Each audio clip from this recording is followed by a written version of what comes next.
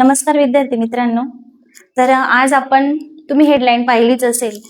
आज आपल्याला तर्क व अनुमान अभाषिक याच्यावरती घनाकृती ठोकळे ह्या टॉपिक वरती हमखास प्रश्न विचारले जातात.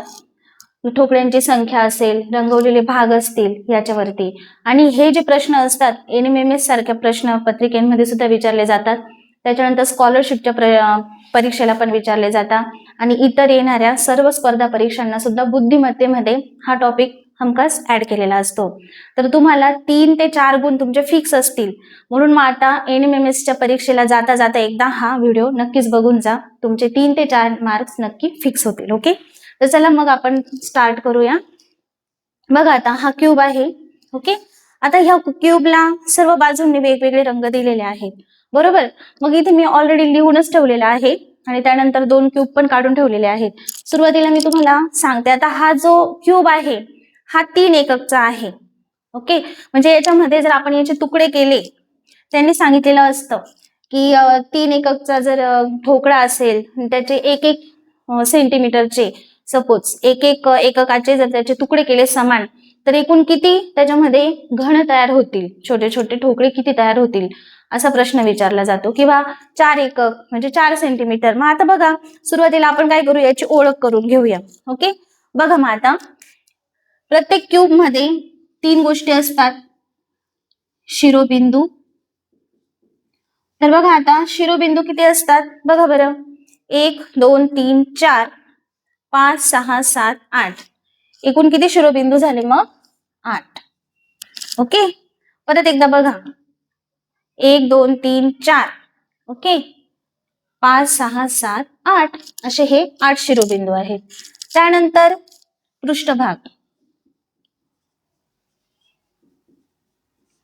पृष्ठभाग बघा, हा सपाट एक पृष्ठभाग 1 2 3 4 5 आणि 6.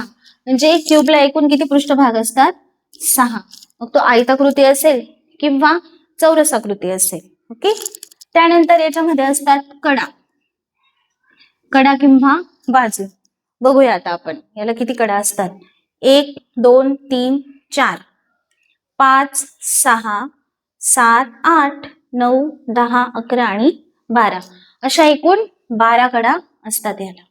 ओके, आता ही झाली प्राथमिक ओळख, जी मंथनच्या परीक्षांना पण विचारले जातात की पृष्ठभाग किती असतात, कडा किती असतात वगैरे. ओके, मग आता बघा याच्यामध्ये तुम्हाला दिसतंय, तुम्ही बरेच मुलं खेळतात पण हे पाहिजे, याच्यामध्ये हे छोटे छोटे तुम्हाला आता हा 3 एककचा दिलेला आहे. म्हणजे सपोज आपल्याला जो क्यूब असतो ना, क्यूब मध्ये आपल्याला आता सपोज हा 1 2 3 म्हणजे 3 सेंटीमीटर लांबी, 3 सेंटीमीटर रुंदी आणि 3 सेंटीमीटर उंची, बरोबर. इथे पण बघा हा 4 एककचा काढलेला आहे मी.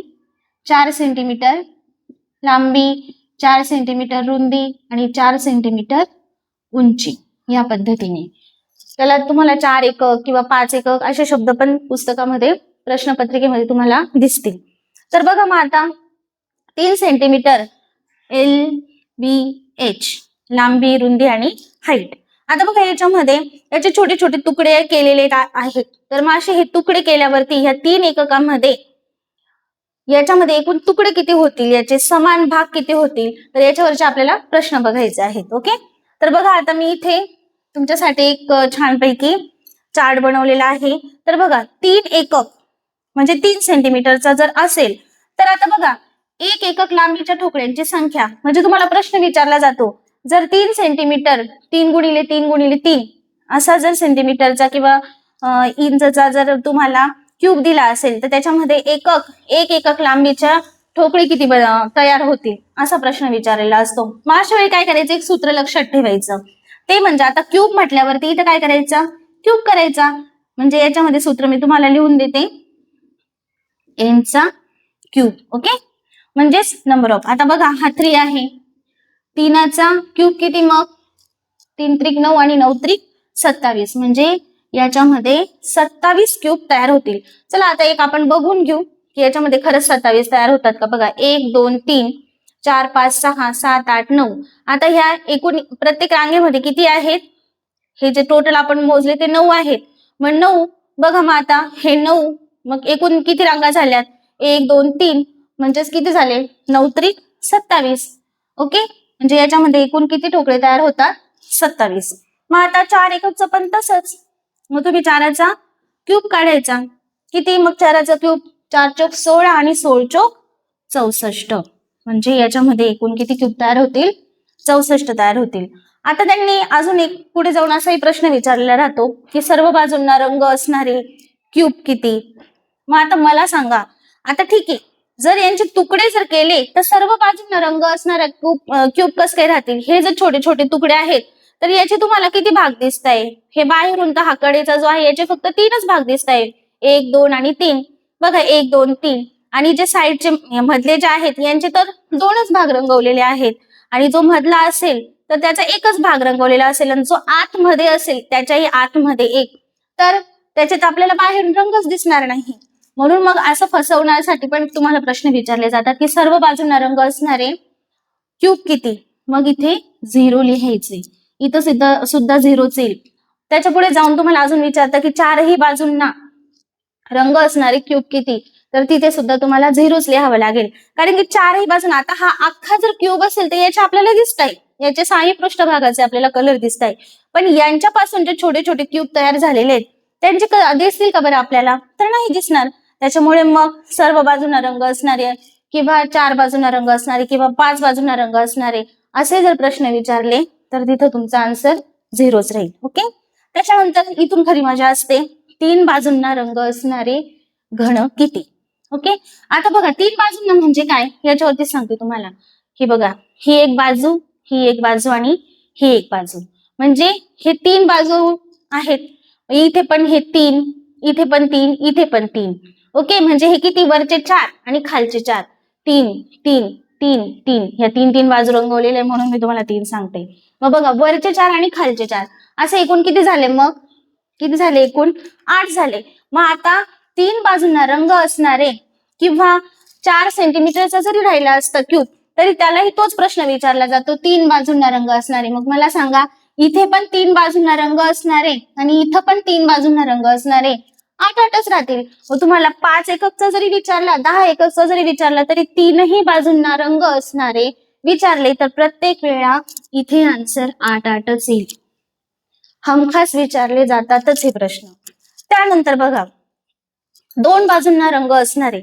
मग आता 2 बाजूंना रंग असणारे म्हणजे कसे बघायचे? बघा आता ही बाजू बघा, इथे ह्या 2च बाजूंना रंग आहे ना, म्हणजे इथे बघा 2च बाजूंना रंग आहे. इथल्या ह्या क्यूबला 2 बाजूंना रंग आहे. इथल्या पण ह्या क्यूबला 2 बाजू नाही. तुम्ही म्हणाल आता ह्या पण, परंतु याला जरी 2 बाजू नाही पण हा भाग खालचा पण येतो म्हणून हा 3 बाजूंमध्ये मोडला जातो. आपण आताच पाहिलं. इथे बघा हा पण 2 बाजूंना रंग असणारे. मग इकडचे 4 आणि परत आता बघा हा 2 बाजूंना रंग असणारे, हे 2 बाजूंना रंग असणारे, हे आणि हे.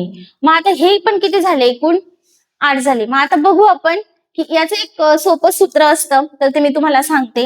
याचं सूत्र काय लक्षात ठेवायचं बघा, n - 2 गुणिले 12 एवढं लक्षात ठेवायचं. हे त्याचं एक सूत्र आहे. 2 बाजूंना रंग जर विचारले ना तर त्याचं हे सूत्र लक्षात ठेवा. सूत्र नक्की पाठ करून जा. मग आता बघा आपण सूत्रानुसार किंमत काढूया.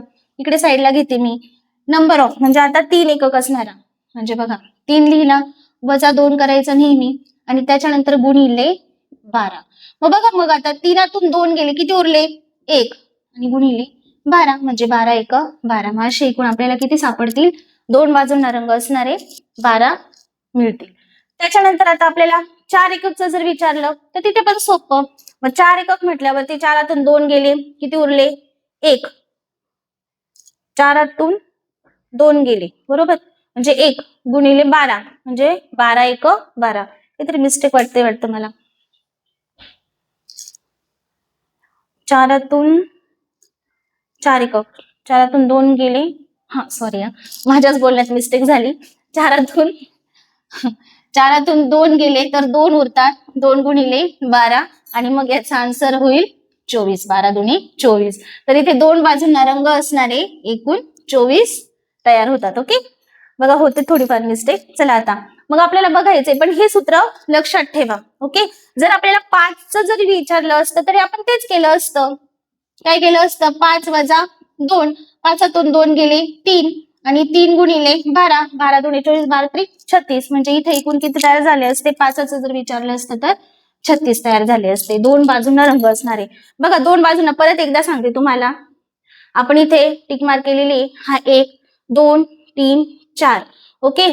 त्याच्यानंतर 5 6 7 8 आणि इथले पण मोजायचे बघा, 9 10 11 आणि 12, म्हणून इथं आपल्याला बरोबर आन्सर मिळतं 12, ओके. त्याच्यानंतर बघा आता एक बाजूला रंग असणारे एकूण किती? मग आता याचं पण एक सूत्र आहे, ते पण तुम्हाला सांगून देते मी. बघा आता एका बाजूला रंग असणारे याचा वर्ग करायचा गुणिले 6. 6 का घ्यायचा? कारण की 6 पृष्ठ असतात म्हणून आपण 6 घ्यायचा, ओके. मग आता बघा आपण सूत्रानुसारच काढूया. मग नंबर ऑफ 3, म्हणजे इथे घेतला मी 3 वजा किती? 2. बघा इथे पण आपण सूत्रात वजा 2च आहे, इथं पण वजा 2च आहे आणि त्याचा वर्ग करायचा आणि गुणिले 6. मग बघा 3तून 2 गेले 1, एकाचा वर्ग किती येतो? 1च येतो. आणि एकाच्या वर्गाला एकाला 6ने गुणलं तर 6 1 6, म्हणजे एका बाजूला रंग असणारे एकूण किती तयार होतील? 6 तयार होतील. बघा एकाच बाजूला बघा इथे 1 2 3 4 5 आणि 6, बरोबर आपल्याला एक बाजूला रंग असणारे 6 तयार होतील. मग इथे मात्र 4 सेंटीमीटर वाले असले तर तिथे जास्त तयार होतील. बघा आता इथं बघा, ह्या आकृतीत तुम्हाला दिसेल एकाच बाजूला हा मधला जो भाग असेल त्याच्या एकाच बाजूला रंग येईल ना. हे जे बाकीचे राहतील यांच्या 2 बाजूंना रंग असतील. बघा यांच्या 2 बाजूंना रंग असतील. मग इथे वरचे 4, इथले 4, इथले 4, परत तिकडच्या त्या दोघी साईडचे, खालची साईड, असे मग आपण सूत्रानुसार काढूया, ओके. चला मग बघा आता इथे पण आता किती आहेत? 4 म्हटल्यावरती 4 वजा 2 त्याचा वर्ग गुणिले 6. 4तून 2 गेले किती? 2. 2चा वर्ग किती? 4 आणि 6 चोक 24, ओके. म्हणजे याचा आन्सर किती येईल मग? 24. एकूण इथे 24 एका बाजूला रंग असणारे एकूण 24 तयार होतात. 2चा वर्ग 2 4 आणि 6 चोक 24, ओके. बघा मग आता आपल्याला एकही बाजूला रंग नसणारे विचारलेले. आता मग एकाही बाजूला रंग नसणारे याच्यासाठी सुद्धा एक सूत्र आहे, ते पण तुम्हाला सांगते मी. n वजा 2 आणि त्याचा क्यूब, ओके. लक्षात ठेवा इथे काय करायचंय? गुणिले 12, त्याच्यानंतर इथं गुणिले 6, इथं गुणिले घ्यायचा नाहीये, इथं वर्ग घेतलेला आहे. इथं जसा पहिला घात इथं वर्ग आणि इथं तिसरा घात म्हणजे क्यूब. मग आता बघा n वजा 2 इथेच लिहू आपण. n म्हणजे याची नंबर ऑफ किती आहे? सेंटीमीटर 3 आहे. 3तून 2 गेला 1, एकाचा क्यूब किती येतो? 1च येतो. एकाचा क्यूब वर्ग 1च येईल. त्याच्यानंतर बघा आता इथे नंबर ऑफ किती आहे? 4. 4 वजा 2 त्याचा क्यूब, मग 4तून 2 गेले 2 उरले आणि 2चा क्यूब किती येतो? 8. अशा पद्धतीने आपल्याला एकही बाजूला रंग नसणारे 8 मिळतात याच्यामधून. जे बघा इथले 4 आतले बर का, एकही बाजूला रंग नसणारे म्हणजे याच्या बघा याच्या आतमध्ये एकच सापडेल. 3 mm 3 सेंटीमीटरचा जेव्हा असतो ना तेव्हा त्याच्या आतमध्ये आपल्याला एकच सापडेल, ओके. परंतु जेव्हा 4 सेंटीमीटरचा असेल तेव्हा 8 सापडतील. कसे बरं? बघा हे जे 4 आहेत हे यांच्या आतमध्ये 4 राहतील, बरोबर. म्हणजे याच्या बॅक साईडला 4 राहतील आणि याच्या बॅक साईडला 4 राहतील. 4 आणि 4 8, म्हणजे ते आतले जे राहतील की त्यांच्या आतमध्ये एकही बाजूला त्यांना रंग नसणार. अशा पद्धतीने तुम्हाला हा प्रश्न हमखास कळाला असेल. तुमचे 3 ते 4 मार्क फिक्स राहतील. नक्कीच याचा तुम्ही अभ्यास करून जा आणि मला कमेंट करून नक्कीच कळवा की टीचर हो आम्हाला असेच प्रश्न आले होते, ओके. धन्यवाद.